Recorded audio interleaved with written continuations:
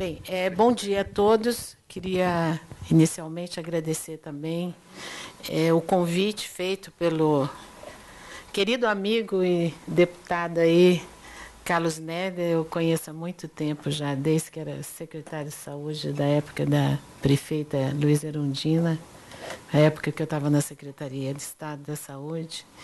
E acho que esse é um debate. A gente já vem travando o debate, né, da questão das OS já tem um tempo, mas sempre ficava aquele pêndulo, né, em cima de todo mundo, como que o Supremo iria acabar decidindo isso, e até conversando com o deputado depois que o Supremo decidiu, o que eu acabei entendendo que o Supremo acabou decidindo. Eu até converso muito com a Valéria a respeito disso, que acabou fazendo uma decisão, eu vou usar uma palavra muito simples, como chover no molhado, porque determinar que a administração pública, quando ela age, ela tem que agir observando os princípios da administração pública, nem precisava dizer isso, porque é obrigatório, né, que isso realmente fosse feito. E que, no tocante daí a OS, ela tem que fazer um regulamento próprio de compra. Hoje já está praticamente sacramentado isso, né, que ela tem que fazer um regulamento próprio também para fazer seleção de pessoal, e que ela tem que prestar contas. Também isso já está absolutamente sacramentado, não tem nenhuma OS. O que tem dúvidas daí jurídica aqui no Estado de São Paulo, ela presta contas diretamente para o Tribunal de Contas, que eu acho um equívoco, porque realmente você tem que estar dentro do orçamento para prestar direto. Quem presta conta direto do tribunal é quem está no orçamento. E daí, quem está no orçamento, quando passa para outro, daí vai ter que fazer prestação de contas de tudo que fez, né? E, quer dizer, o que o Supremo disse é tudo que já está posto ou que é obrigatório, que não tem nem como a gente... não teria nem como não ser assim. Lógico que a decisão do ministro, o voto do ministro Fux traz alguns esclarecimentos, né, e talvez no acordo que ele venha redigir, a gente vai ter mais algumas coisas. Mas eu tinha elencado umas questões, até mais para a gente fazer um debate, né, se possível na mesa, porque depois as pessoas também vão fazer as suas questões, e eu vou trazer algumas questões que eu acho que são fundamentais e não tem clareza a respeito disso, né? Uma delas é a questão que eu tenho visto no Estado de São Paulo, não sei se isso acontece em outros lugares, que é a questão de uma OS, né, dela ter uma qualificação múltipla. Então, você tem uma OS que ela tem uma qualificação pelo Estado, tem uma qualificação pelo município A, tem uma qualificação pelo município B, e ela, de repente, tem diversas qualificações que, no meu entendimento, não poderia haver. Ela tem que ser qualificada por aquela entidade, né, somente no modelo original, né, que é a lei federal. Ela, no momento em que ela é qualificada, ela já é qualificada para fazer aquele serviço para aquele ente público, e não tem como ela fazer para outro, né? E aqui no Estado de São Paulo, você vê, a SPDM tem inúmeras qualificações, e que eu entendo que não faz o menor sentido. E uma outra questão, que daí é uma questão até mais de fundo, eu acabei trazendo a da qualificação antes, dessa que eu acho que é mais, digamos, estrutural. Existe um modelo único de OS, digamos, a OS federal seria o parâmetro, né? E haveria critérios essenciais da lei federal que, para você fazer uma organização social, você teria que observar, como o Conselho de Administração ter 50%, né, de membros, de pessoas da sociedade e do poder público. Até porque isso faz sentido também se você pode, e o Supremo acabou decidindo que pode, fazer afastamento de pessoal. Você pode fazer afastamento de pessoal por uma entidade privada, isso está posto que ela é privada, e que ela não tenha dentro dos seus órgãos de administração grande parte, tá certo, do poder público lá dentro, como é que você vai poder ter servidor público dentro de uma entidade privada que não tem dentro do seu conselho de administração, como daí prevê o modelo federal, você não tem pelo menos 50%, né, de um controle dentro desse conselho do poder público que está fazendo a qualificação e o contrato de gestão? Essa acho que é uma pergunta. Para ser uma OS, isso é um critério essencial? Quer dizer, nós não temos isso definido. Quais seriam, o Supremo também não disse, quais seriam os critérios essenciais para você configurar como uma organização social que pode receber bens, que pode receber servidores, que pode todas essas coisas que o Supremo decidiu que realmente pode. Então, eu acho que isso é algo que está pendente e fica realmente sem a gente ter algo muito claro, né, de que teriam que ter critérios essenciais para você poder, então, fazer uma qualificação, dar esse título para uma entidade e poder, então, passar serviço que seriam serviços públicos para essa entidade estar fazendo, né, a gestão. Também fica, somente no voto do ministro Luiz Fux, quando você lê mais atentamente, né? Então, tem um poder discricionário de você poder fazer a escolha para poder qualificar e depois fazer o contrato. Eu poderia fazer, digamos, o poder público poderia estar fazendo, usando esse poder discricionário sem estar fundado em critérios legais? Não teria que ter uma série de requisitos que seriam obrigatórios serem observados, que deveriam estar nesse decreto federal que nunca saiu? Então, fica muito capenga, pode uma coisa, mas está pendente de outras.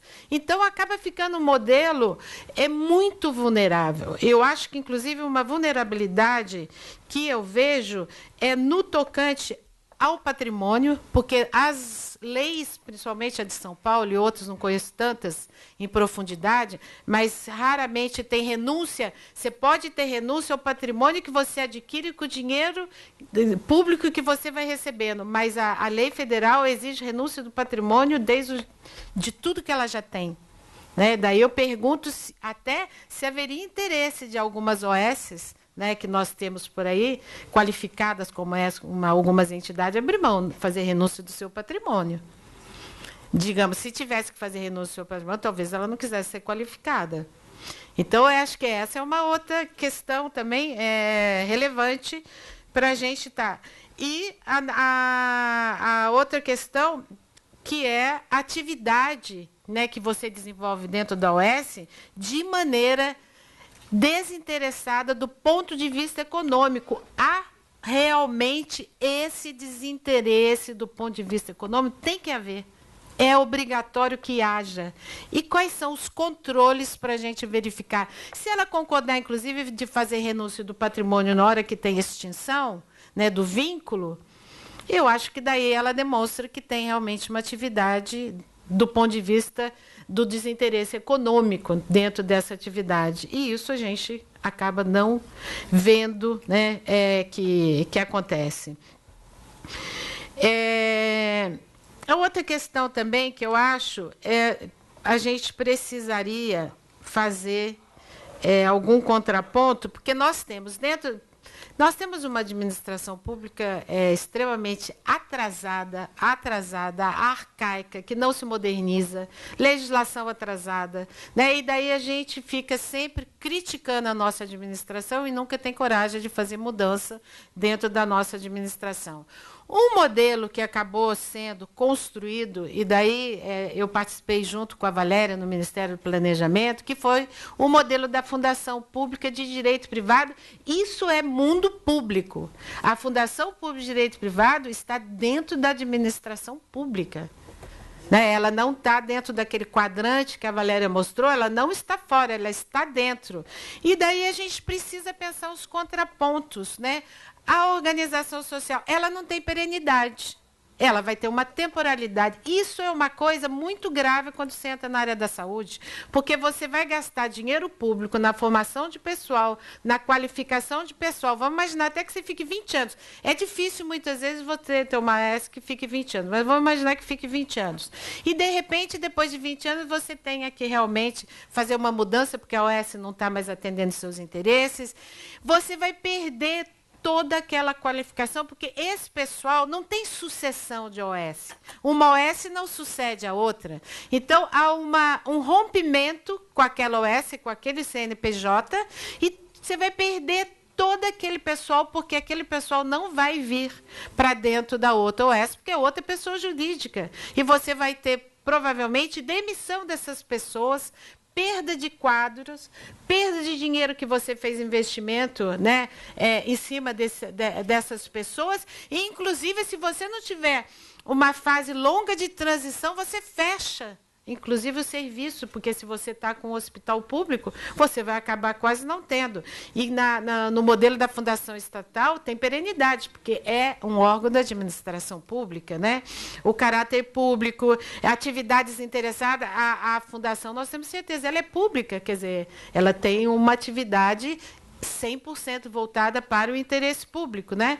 E os seus empregados, ainda que seletistas, são empregados públicos, que tem uma diferença do empregado privado. E daí, o Néder está o tempo todo olhando o relógio, ele deve estar 5 minutos.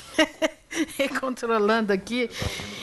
E daí, eu gostaria ainda também de botar na mesa para a gente debater a questão da Lei 13.019, que é o marco, né, hoje é um marco jurídico do terceiro setor, que trabalha com entidades da sociedade civil, que são as entidades que a gente chama do terceiro setor, né, que é chamado indiscriminadamente de organizações sociais, mas no sentido lato do termo, né? Ela diz que a lei federal, que é a 9.637, eu nunca sei muito de cabeça, que ela está excluída. A pergunta que fica: as OS federais, as OS estaduais e municipais também estão excluídas? Se a gente for pelo princípio do direito, quer dizer, você teria que excluir também, pela simetria, inclusive, das formas. Você não poderia excluir só a federal e não excluir as estaduais. Mas daí vem uma outra pergunta. E os modelos que nós temos nos estados, nos municípios, que muitas vezes são completamente diferentes do modelo federal? Daí, nesse caso, ela fica excluída? Ou ela pode ser considerada como outro modelo e não vai ficar excluída? E a Lei 13.019, para mim, é uma lei absolutamente desastrosa, que não vem para ajudar a relação público-privada. Ela vem para fazer muita confusão. Não sei nem quando ela entra em vigor, como é que nós vamos sair dos grandes embrólios que ela vai trazer para a administração pública. E acho que isso é algo que a gente tem que refletir. E uma outra questão que eu gostaria, daí, para finalizar, é que, daí, falando da área da saúde, que sempre é onde mais se usa a organização social, porque a educação usa muito pouco, né? E a cultura não tem tantos, digamos, implicância com a população. O serviço que ela presta é um serviço muito diferenciado do serviço da saúde. Então, quando a gente fala de saúde, realmente, a OS na área da saúde é sempre o que traz, né, os maiores questionamentos, e que a gente sempre está fazendo debate, é que os serviços de saúde públicos, óbvio, e os privados, eles têm uma natureza pública, eles têm uma mesma natureza.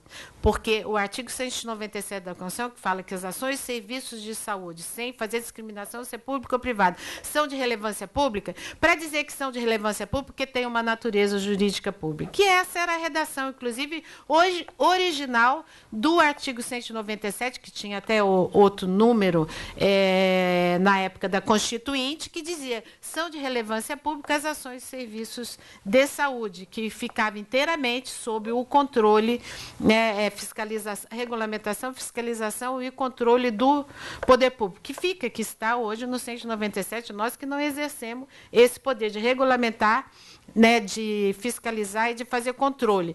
Tendo uma mesma natureza pública, não significa que você tenha que pedir uma autorização para poder fazer atuação privada, mas você tem o poder público tem um poder de intervenção muito maior quando o serviço tem uma natureza pública, uma relevância pública, do que teria naquele serviço que não tem a mesma natureza.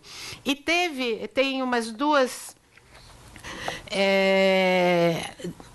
em discussões, duas ADINs que eu consegui, não sei se tem outras, e que teve uma discussão travada entre o ministro Ernesto Beto Grau, o Joaquim Barbosa e o Carlos Aires Britos, o tema, inclusive, era educação, o poder de intervenção do Estado sobre os serviços de educação, se podia ter controle de preço, inclusive de mensalidade, era esse um pouco o tema que se discutia, e eles trouxeram, inclusive, a saúde para dentro dessa discussão, você vê no acórdão, entendendo que saúde e educação, por serem direitos fundamentais, dada a essencialidade do serviço, dada a sua natureza, né, de direito fundamental, a sua fundamentalidade, seriam serviços de natureza pública com o maior poder de intervenção pública. Eu até fiz um artigo que vai sair publicado agora na Revista Brasileira de Direito Público, que eu trato dessa questão, e trazendo que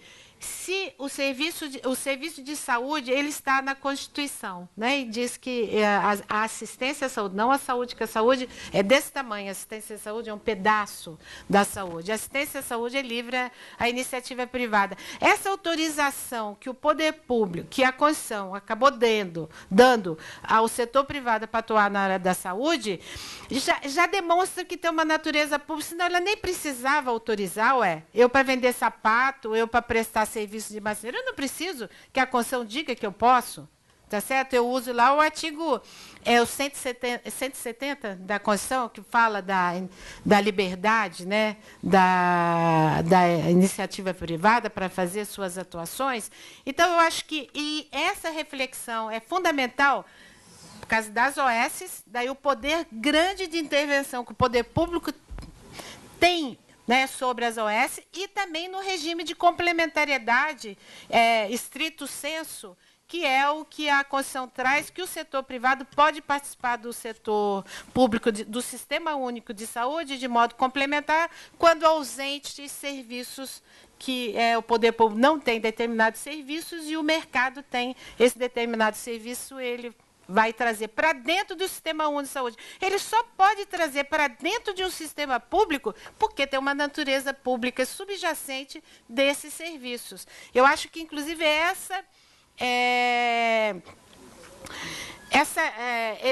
reflexão a gente precisa fazer quando a gente faz a discussão, inclusive, dessas parcerias público-privado na área da saúde. Porque daí traz mais segurança para o poder público, tá certo? Quando ele vai fazer as parcerias que estão aí, digamos, previstas na legislação. Então, acho que com isso eu encerro. O Neto está aqui com o olho em cima de mim, com o meu horário. E daí fica aqui para a gente depois fazer o debate. Obrigada.